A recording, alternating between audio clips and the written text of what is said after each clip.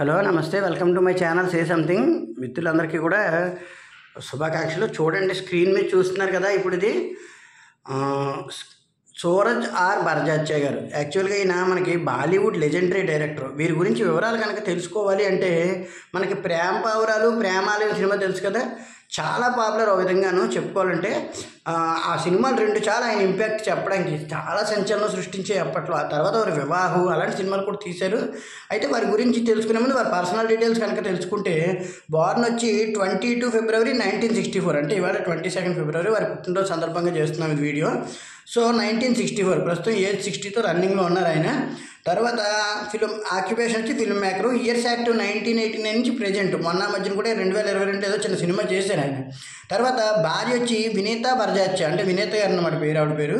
1986లో marriage చేసుకున్నారు. వారికి 3 పిల్లలు. ఫాదర్ వచ్చి రాజ్ కుమార్ భరద్వాజ్, గ్రాండ్ ఫాదర్ వచ్చేమో తారాచంద్ భరద్వాజ్. వారి దగ్గరే పెరిగారని చెప్తారు ఎక్కువ ఈయన్ని. తర్వాత ఇంకో కజిన్ సిస్టర్ ఉన్నారు, ఆవిడ పేరు వచ్చి కవితకే భరద్వాజ్ అనమాట. సో ఇది ఫ్యామిలీ లైఫ్ సంబంధించి. ఎర్లీ లైఫ్లో కూడా, అంటే ఫ్యామిలీ లైఫ్లో చూసుకుంటే వారి ఒక మార్వారి జైన్స్ ఫ్యామిలీ, ఉమ్మడి కుటుంబాల ఫ్యామిలీ అనమాట ఇదంతా. నిజం చెప్పుకోండి, చాలా చూస్తాం మనం మార్వారీస్ ఫ్యామిలీస్. మేము ఉంటాం కాకినాడలో ఉన్నారు, అలాగే రాజమండ్రి చుట్టుపక్కల, అలాగే మన వైజాగ్, విజయవాడ అన్ని చోట్ల కూడా మార్వారీస్ ఉన్నారు. వీళ్ళ కల్చర్ చాలా బాగుంటుంది. జనరల్ డేస్లో వాళ్ళు ఎంత హార్డ్ వర్క్ చేస్తారో, ఎక్కడైనా వేడుకలు జరిగినప్పుడు చాలా గ్రాండ్ ఏరియాగా చేస్తుంటారు వాళ్ళు. నిజం చెప్పుకోవాలంటే చాలా బాగుంటాయి. మన సైడు మనం ఎంత గ్రాండ్గా చేస్తుంటామో వాళ్ళ సైడు వాళ్ళు అంతే గ్రాండ్గా చేస్తుంటారు. ఆ విధంగా మార్వారీ జైన్ ఫ్యామిలీకి సంబంధించినవి అనమాట. సో ఆయన సినిమాలు కూడా ఒకసారి ఇంటర్వ్యూలో అడిగినప్పుడు, నేను చాలా ఉమ్మడి కుటుంబాలకు చెందిన వాడిని, మా ఇళ్లలో ఇలా వేడుకలు బాగా జరిగేవి, వాటి ద్వారానే ఆ సినిమాలని నేను తీసానని చెప్పేసి చెప్తూ ఉండేవారు అనమాట. అలాగే ప్రేమకి సంబంధించి కూడా వాళ్ళ ఇంట్లో 1-2 ప్రేమ వివాహాలు ఉన్నాయని, ఆ విధంగా జరిగిన వాటి ఇంపాక్ట్తో నా సినిమాలు తీసానని కూడా చెప్పిన సందర్భాలు ఉన్నాయి. ఆ విధంగా చూసుకుంటే స్క్రీన్ మీద కూడా చూడొచ్చు, సల్మాన్ ఖాన్ గారు, మాధురి దీక్షిత్ గారు, హృతిక్ రోషన్ గారితో వాళ్ళందరితో ఫోటోలు ఉంటాయి వారికి. ఆ విధంగా ఎర్లీ లైఫ్కి సంబంధించి వారి వివరాలు అనమాట. అంటే తాతగారి దగ్గరే పెరిగారు. ఎక్కువగా తండ్రి గారు కాలం చేసనే ఉండాలి, లేకపోతే వారికి దూరంగానే అయి ఉండాలి. తాతగారి దగ్గరే మొత్తం చదువు అవన్నీ కూడా వారి దగ్గరే కొనసాగాయి. ఆ విధంగా అయ్యాక కెరీర్లోని ఫస్ట్ టైం ఆయన మహేష్ భట్ గారి దగ్గర అసిస్టెంట్ డైరెక్టర్గా వర్క్ చేయడం మొదలుపెట్టారు. ఎప్పుడు 1984 ఆ టైం నుంచే దాదాపుగాను మొదలుపెట్టి ఆయన ఫస్ట్ సినిమా 1989లో మైనే ప్యార్ కియా, అంటే అదే ప్రేమ పావురాలు. సల్మాన్ ఖాన్ గారు introducing film, debut film, and Bhagyashree గారికి కూడా డెబ్యూట్ ఫిల్మే. ఆ విధంగా తీశారు. తీస్తే ఓ విధంగాను ఆ సినిమా ఎంత సంచలనం సృష్టించిందంటే, అప్పట్లో అయినట అంటే తెలుగుకి పంపిద్దాము వద్దన్నప్పుడు అన్ని లాంగ్వేజెస్లో రిలీజ్ చేద్దాం, ముఖ్యంగా తెలుగు వారికి కల్చర్ చాలా ఇష్టం, అక్కడ మన వాళ్ళు చాలామంది ఉన్నారని చెప్పి మరి ఆయన ఆంధ్రప్రదేశ్ అంతటా కూడా మొత్తం ఈ సినిమాని విడుదల చేశారు. విడుదల చేస్తే ప్రేమ పావురాలు అప్పట్లో 100 రోజులు దాటి దాదాపు 125, 130 రోజులు కూడా ఆడింది. కొన్ని చోట్ల 170 రోజులు కూడా ఆడింది. అంత సంచలనం సృష్టించింది. ముఖ్యంగా మ్యూజిక్ చాలా గొప్పగా ఇచ్చారు సినిమాకి మ్యూజిక్, ప్రేమ పావురాలు సినిమా మ్యూజిక్. ఆ తర్వాత 1989లో మైనే ప్యార్ కియా అయిపోయాక సినిమా తర్వాత మళ్ళీ ప్రేమాలయం చేశారు. ఇప్పుడు 1994లో హమ్ ఆప్కే హే కౌన్ అని, దాన్నే హిందీలో హమ్ ఆప్కే హే కౌన్ అంటే మన తెలుగులో ప్రేమాలయం. ఇది మరో సెన్సేషన్. 2 సల్మాన్ ఖాన్ హీరో కావడం విశేషం. ఇది చాలా పెద్ద హిట్. ప్రేమాలయం అయితే మాకు కాకినాడ ఆనంద్లో దాదాపుగా, ప్రేమ పౌరాలు కూడా ఆనంద్లోనే ఆడింది, ప్రేమాలయం కూడా ఆనంద్లోనే 175 డేస్ ఆడింది. 175 జూబ్లీ జరుపుకుంది, గోల్డెన్ జూబ్లీ. సో ఈ విధంగా చూసుకుంటే సినిమా అద్భుతం అన్నమాట సినిమాలు. తర్వాత వివాహం చేశారు. తర్వాత సినిమా చాలా మంచి సినిమాలు. వివాహం ఒకటి, తర్వాత ప్రేమ్ రతన్ ధన్ పాయో అని ఆ మధ్యకాలంలో 2015లో సల్మాన్ ఖాన్ గారితో ఇంకో సినిమా చేశారు. ఆ తర్వాత మొన్న మధ్యన 2022లో కూడా చాలా మంచి సినిమా ఏదో చేశారు ఆయన. ఒక విధంగా చెప్పుకోవాలంటే ఆ సినిమాకు కూడా నేషనల్ అవార్డు వచ్చింది. దాని పేరు వచ్చి నేషనల్ ఫిల్మ్ అవార్డు, అంటే పేరు వచ్చి ఉంచాయ్, పేరు సినిమా పేరు వచ్చి ఉంచాయ్ అని సినిమా చేశారు. అది 2022లో లేటెస్ట్గా అమితాబ్ బచ్చన్, అనుపమ్ ఖేర్, బొమ్మన్ ఇరానీ, పరిణీతి చోప్రా అందరినీ పెట్టి చేస్తే ఆ సినిమాకి నేషనల్ అవార్డు కూడా వచ్చింది. అంతకుముందు ఈ సినిమాకి ఆయన ఏకంగా ఏది మన ప్రేమాలయం, ప్రేమ పౌరాలు ఉన్నాయి కదా, వీటికి కూడా మంచి మంచి ఫిలింఫేర్ అవార్డ్స్ అని, అక్కడ ఉండే లోకల్ అవార్డ్స్, మహారాష్ట్ర అవార్డ్స్ అన్ని రకాలుగా చాలా బాగా వచ్చాయి. నేను చెప్పుకుంటే సల్మాన్ ఖాన్ గారికి ఒక విధంగా ఆయన లైఫ్ ఇచ్చారనుకోవచ్చు. చాలా సందర్భాల్లో ఆయనకి ఫస్ట్లో కెరీర్ స్టార్టింగ్లోనే ఈయన ఇచ్చిన బ్లాక్ బస్టర్లు కెరీర్కి చాలా బాగా ఉపయోగపడ్డాయి. నిజం చెప్పుకుంటే ఆయనతో పెద్దయ్యాక కూడా మన ఇమేజెస్ వాటి మీద చూడొచ్చు స్క్రీన్ మీద. సో సూరజ్ భరద్వాజ్ గారు ఎలా ఉంటాయి, గ్రాండీరీగా ఫిలిమ్స్ ఉంటాయి. ముఖ్యంగా ప్రేమ పౌరాల్లో పేదవాళ్ళు పెద్దవాళ్ళు వాళ్ళ ప్రేమ ఎలా ఉంటుంది అనేటువంటిది ఎంత బాగా చూపించారో. ప్రేమాలయంలో కంప్లీట్గా అందరూ మంచి మనుషులే, అందరూ మంచి మనుషులు, అటువాళ్ళు ఇటువాళ్ళు కూడా మంచివాళ్ళు.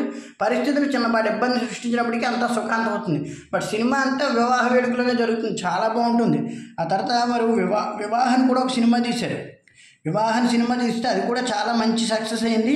అయితే కొన్ని కమర్షియల్గా పెద్దగా ఆడనప్పటికీ సినిమా చూసిన వాళ్ళ మటుకి గ్రాండ్ ఏరియాగా ఉందని ఫీల్ అయ్యేవారు అన్నమాట. ఎందుకంటే కెరీర్ మొత్తం చాలా మంచి సినిమాలు చేసుకుంటూ వెళ్ళారు ఆయన ఏకంగాను.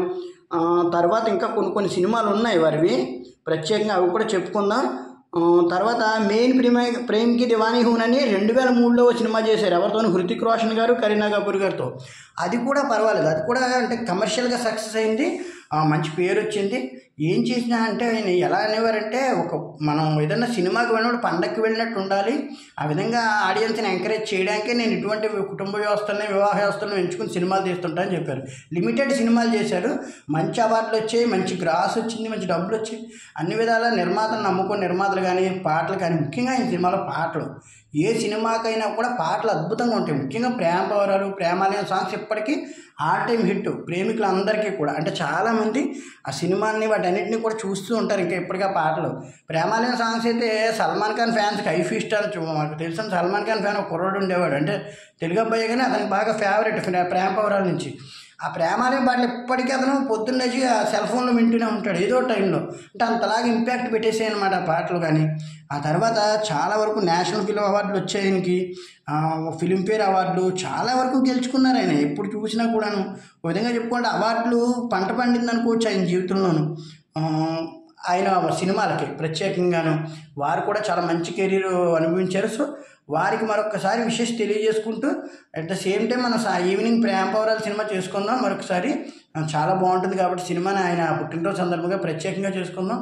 అలాగే ఈవేళ నుంచి కూడా ఒక అంటే డివోషనల్ వీక్ అని చెప్పేసి, అంటే శివరాత్రికి 4 రోజులు ఉంది కాబట్టి డివోషనల్ వీక్ అని పెట్టేసి మనం ఒక 4-5 మంచి శివుడికి సంబంధించిన సినిమాలు కూడా చేస్తున్నాం, చూడండి. అలాగే ఛానల్లో ఇన్నోవేటివ్ అంశాలు కూడా చూస్తూ ఉండండి, ఎందుకంటే చాలా మంచి ఇన్నోవేటివ్ పెడుతున్నాము. ఆ విధంగా కూడా లైక్ చేసి, షేర్ చేసి, సబ్స్క్రైబ్ చేయండి. మీ అందరి సహకారంతోనే ఛానల్ బాగా రన్ అవుతుంది. మరింత మంది సబ్స్క్రైబర్లు వస్తే నాకు మరింతగా అంటే ఎంకరేజ్మెంట్గా ఉంటుంది, వ్యూవర్స్ కూడా పెరుగుతున్నారు కాబట్టి. సో ఈ విధంగా సూరజ్ భరద్వాజ్ గారి సినిమాలకు సంబంధించింది. ముఖ్యంగా భాగ్యశ్రీ గారు తర్వాత కెరీర్లో మానేశారు కానీ, అంటే పెద్దగా ఆవిడ సినిమాలు చేయలేదు. కానీ సల్మాన్ ఖాన్ గారు అయితే ఇంకా దాదాపుగా హిందీ ఇండస్ట్రీకి ఒక కన్ను అయిపోయారని చెప్పుకోవచ్చు. ఆ తర్వాత చాలా సందర్భాలు అంటే అమితాబ్ బచ్చన్ గారు, వాళ్ళ తర్వాత షారూఖ్ ఖాన్ గారు కానీ, సల్మాన్ ఖాన్ గారు వీళ్ళందరూ కూడా. మాధురి దీక్షిత్ గారు ఏకంగా చాలా కెరీర్లో చాలా బెస్ట్ హీరోయిన్గా వెలిగారు ఆయన టైంలోను, సూరజ్ భరద్వాజ్ గారి టైంలో. సో ఈ విధంగా వారి సినిమాల్లో యాక్ట్ చేసిన అందరూ కూడా గ్రాండ్ ఏరియాగా ఎదిగిన వాళ్ళే. సో సినిమా అనేటువంటిదాన్ని ఎలా చూపించాలి, ఒక గ్రాండ్ ఏరియాగా, ఒక విలువలతో, కుటుంబ విలువలతో. ప్రేమాలయంలో కూడా చాలా బాగుంటాయి సీన్స్, కొన్ని సీన్స్ ఉంటాయి చాలా ఎమోషనల్గా ఉంటాయి. అట్ ద సేమ్ టైం పాటలు చాలా బాగుంటాయి. పాటలు 8 పాటలు ఏంటో ప్రేమాలయంలో. ప్రేమపౌరాల్లో కూడా 6 సాంగ్స్ ఏనో ఆల్ టైమ్ హిట్ సాంగ్స్ అన్నీ కూడాను. వారి గురించి మరిన్ని వివరాలు తెలుసుకోవాలి అంటే ఎక్కువగా ఆయన ఫ్యామిలీ లైఫ్ అంతా కూడా ఆయనకి డిస్టర్బెన్స్ లేదు. అంటే తల్లిదండ్రుల ద్వారా మరి వాళ్ళకి అంటే రెగ్యులర్గా వాళ్ళు చిన్నప్పుడే కాలం చేసి ఉండొచ్చు, చెప్పుకున్నాం కదా, తాతగారి దగ్గర పెరగడం అంతవరకు డిస్టర్బెన్స్ తప్ప ఆయనకి ఫ్యామిలీ పరంగా కానీ, భార్య పరంగా కానీ, పిల్లల పరంగా కానీ ఎప్పుడూ డిస్టర్బెన్స్ లేదు. అలాగే సినిమాల పరంగా కూడా ఆయన ఒకేసారి 4-5 సినిమాలు తీసి ఇబ్బంది పడలేదు. తీసింది ఏదైనా 5 సంవత్సరాలకు ఒక సబ్జెక్ట్ ఎంచుకుని తెలివిగా తీశారు, ఒక 10-8 సినిమాలు తీశారంతే. ఆ తీసిన వాటికి చాలా బెస్ట్ అవుట్పుట్ పెట్టారు. అందులో 1-2 కమర్షియల్గా పెద్ద ఫెయిల్ అయ్యి ఉండొచ్చు కానీ, బట్ అన్ని సినిమాలు కూడా చూడడానికి చాలా గ్రాండ్ ఏరియాగా, చాలా అందంగా అనమాట. ఒక దగ్గర అమృతారావుని షాహిద్ కపూర్ని పెట్టి వివాహాన్ని సినిమా తీశారు, అది చాలా బాగా వచ్చింది అప్పట్లో. వివాహ జ్యువెలరీ అని చెప్పేసి అప్పట్లో పెట్టారు. అంటే ఆ సినిమాలో కొన్ని జ్యువెలరీస్ని వివాహ జ్యువెలరీ అని చెప్పేసి తర్వాత తీసుకొచ్చారు బయటికి స్పెషల్ పేరుతో. అంటే అంతలా పాపులారిటీ వచ్చిందనమాట. ప్రతి సినిమాకి తను అనుకున్న ఒక మంచి విలువలను జోడిస్తూ కుటుంబంలో పెద్దవాళ్ళు ఎలా ఉండాలి, పిల్లల్ని ఎలా చూడాలి, కోడల్ని ఎలా చూడాలి, అట్ ద సేమ్ టైం అత్తగారు ఎలా ఉండాలి, ఆ మరిది ఎలా ఉండాలి, వదిన గారు ఎలా ఉండాలి, అన్నగారు ఎలా ఉండాలి, ఇవన్నీ కూడా మంచి మంచి విలువలు, కుటుంబ విలువలను తెలియజేస్తూ వారు తీసిన సినిమాలు ఇప్పటికీ కూడా అందరూ చూసి హ్యాపీగా ఫీల్ అవుతున్నారంటే అంత మంచి సినిమాలు తీబట్టే. ఎందుకంటే మంచి సినిమాలు అనేటువంటివి 10 సంవత్సరాలు కావచ్చు, 20 సంవత్సరాలు కావచ్చు, ఈవెన్ 50 సంవత్సరాలు కూడా కావచ్చు, ఎప్పుడు ఇంపాక్ట్ చూపిస్తుంటాయి. ఈవెన్ పాత రామారావు గారి సినిమాలు చూస్తున్నప్పుడు కూడా మనం హ్యాపీనెస్ ఫీల్ అవుతాం కదా, ఆ విధంగా అనమాట. సో వారికి మరొకసారి జన్మదిన శుభాకాంక్షలు తెలియజేస్తూ వారు మరింతగా అంటే ఇంకా మంచి సినిమాలు ఏమైనా చేయడానికి ప్రయత్నించాలంటే ప్రస్తుతం ఆయన రెస్ట్ తీసుకుంటున్నారు, ఎక్కువగా సినిమాల పక్క వెళ్ళట్లేదు, కానీ ప్రొడక్షన్స్ అవి చూస్తున్నారని తెలుస్తుంది. సో ఆ విధంగా కాకుండా మంచి డైరెక్షన్, మంచి సినిమా ఇంకొకటి తీసుకొని ఏదైనా ఇంకొకటి చేసి మంచి అవార్డు కూడా పొందాలని కోరుకుంటూ వారికి మరొకసారి జన్మదిన శుభాకాంక్షలు. నా ఛానల్ తరఫున మరొకసారి మిత్రులందరికీ కూడా ధన్యవాదాలు. ఎందుకంటే ప్రతి ఒక్కరు కూడా చాలా మంచి మంచి విషయాలు పెడుతున్నారు, చాలా బాగా చూస్తున్నారు, ఎంకరేజ్ చేస్తున్నారు. ముఖ్యంగా మీరు ఇచ్చే సపోర్ట్ మరుగులేంది. ప్రతిరోజు నేను ఇంకా మంచి మంచి వీడియోస్ పెట్టడానికి ట్రై చేస్తుంటాను. మీకు కూడా సలహాలు ముఖ్యంగా కామెంట్స్ చేయండి.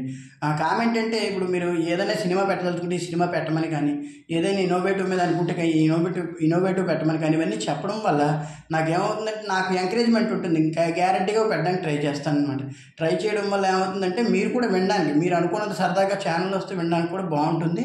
So please encourage my channel, subscribe my channel, subscribe చేసుకోండి. చాలామంది చూస్తున్నారు కాబట్టి సబ్స్క్రైబ్ చేసుకొని రిక్వెస్ట్ చేస్తున్నాను, తప్పకుండా సబ్స్క్రైబ్ చేసుకోండి. అలాగే సూరజార్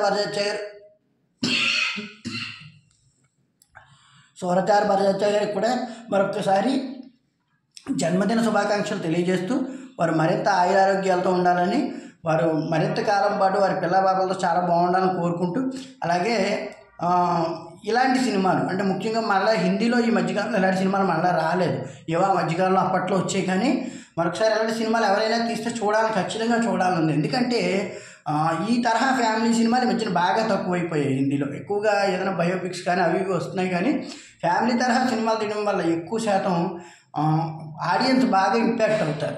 ఏదైనా కమర్షియల్ సినిమాలు, లవ్ స్టోరీస్ అవన్నీ జనరల్గా తీసేవే, బట్ ఫ్యామిలీ పిక్చర్స్ అనేటువంటి ఇప్పుడు 3 కుటుంబాలు ఉన్నాయి కాబట్టి తీసాం, ఇప్పుడు తీయలేమంటే కాదు, కానీ అలా ఉంటే బాగుంటుంది. ఇప్పుడు మన సంక్రాంతికి వస్తున్నాం చూసాం, చాలా హ్యాపీగా గడిచిపోయింది. సో అలాంటి సినిమాలు తీసి ఎంకరేజ్ చేయాలని మరొకసారి వారికి పుట్టినరోజు శుభాకాంక్షలు. Thank you very much. Please.